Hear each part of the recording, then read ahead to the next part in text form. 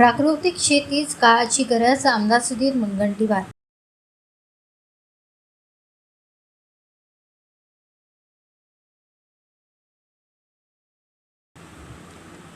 शेतकरी हा देशाच्या अर्थव्यवस्थेचा कणा असून त्याच्या प्रगतीशिवाय राष्ट्राची प्रगती शक्य नाही. प्रत्येक शेतकरी बांधवांच्या सुखदुःखात मी पूर्ण शक्तीने त्यांच्या पाठीशी उभा आहे. प्राकृतिक शेतीचा स्वीकार करून उत्पादन खर्च कमी करावा, जमिनीचे आरोग्य जपावे आणि शाश्वत शेतीचा मार्ग स्वीकारावा, असे आवाहन आमदार सुधीर मुनगंटीवार यांनी केले.